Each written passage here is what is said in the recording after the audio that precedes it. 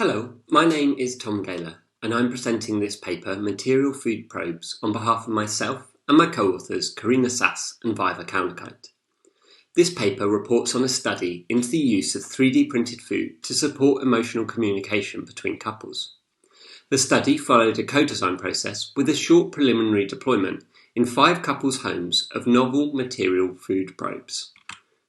The study sets out to explore new uses of food for interaction with and through technology by building on 2 qualities of food as a resource for design. The first quality is the connection between food and emotional experiences. Previous work has indicated that differing tastes have been perceived as different emotions and are able to shape people's moods. The second quality is the role of food in relationships, from gifting chocolates at Valentine's Day to acts of care that are performed through making and sharing food.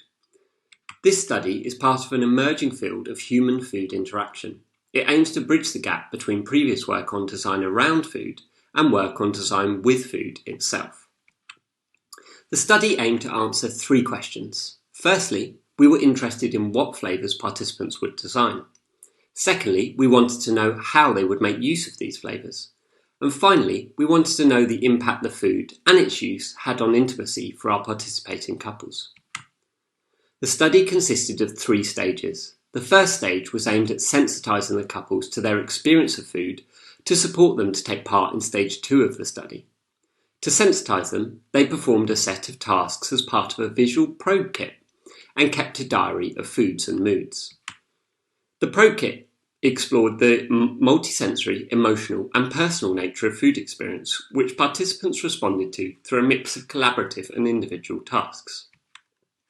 The diary allowed the creation of food maps.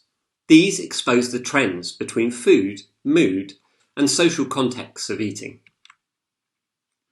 Stage 2 aimed to co-design flavours with each participant. There were 5 purposes for which each member of a couple was to design a flavour: to express happiness, to express sadness, to cheer their partner up, to calm their partner down, and as a phatic expression, such as saying hi. The co-design started by reviewing the outcomes from the probes and diary, reflecting on any trends in foods eaten and moods experienced. Once the 5 flavours were designed, these were prepared and then tested by each member of the couple to help refine their design. Here you can see a table of all the designed flavours across the 5 purposes. Those underlined were flavours that were actually used in the deployment in stage 3, as it was not required to use all flavours.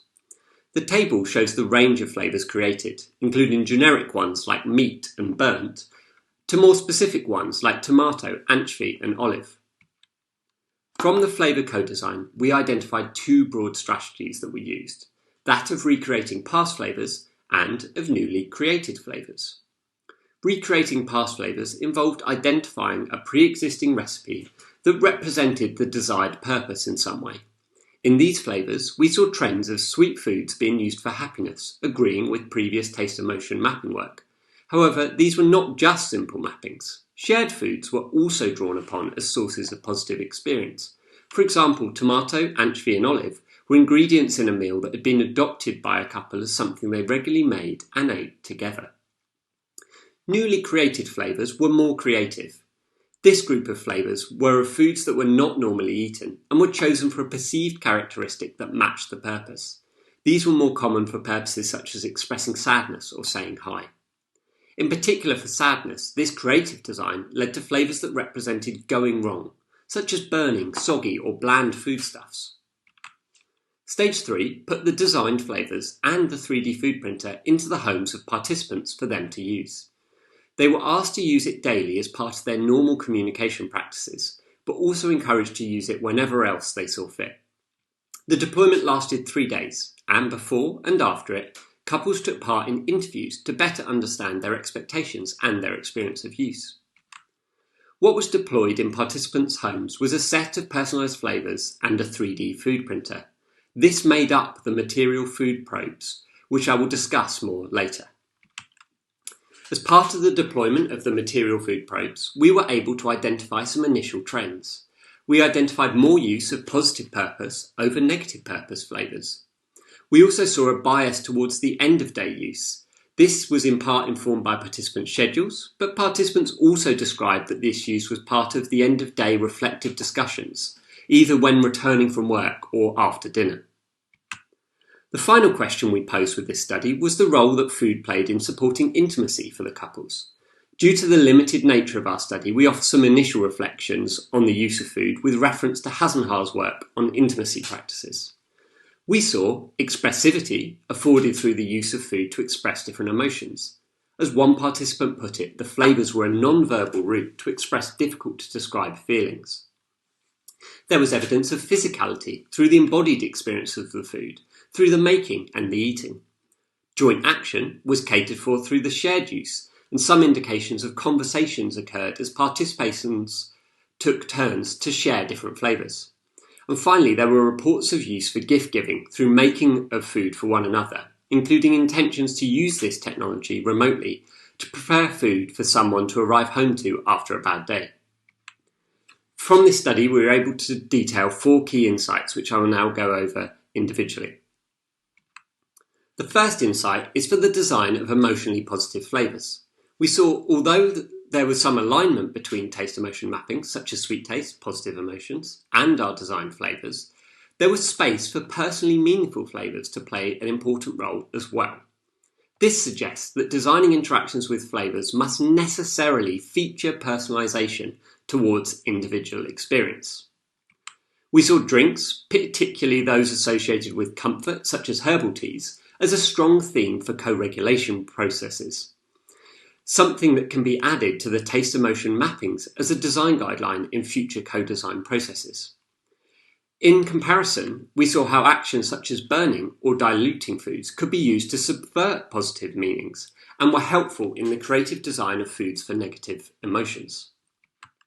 Now we turn to the use of the 3D printed flavours. To make sense of their value, we borrow the idea of focal intimacy practices as set out by Borgman. These are practices that are essential for people to connect to what matters most, and includes hands-on activities like cooking with connecting activities like sharing a family meal. Such activities have previously been seen at risk of disruption through technology. However, our findings suggest that technology such as 3D food printing may be able to actively support focal intimacy practices. Through meaningful food-based experiences, we saw how couples started to integrate the personalised flavours into their dining habits as well as their reflective conversations. The format and function of the printed food has potential to extend practices such as making a cup of tea into richer, more personalised events that have value for interpersonal relationships. Already, we have described food support for intimacy, but this can be extended when considering how food could be applied in the future of design of interactive systems. At the core of this is the ability of 3D printed food to support 2 seemingly exclusive functions at once. The food can be used as an immediate token of affection, but also represents a laborious crafting process.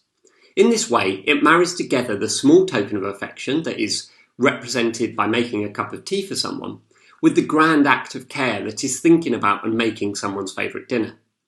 In this way, 3D printed food allows us to take apart and reassemble food practices to use them in new ways.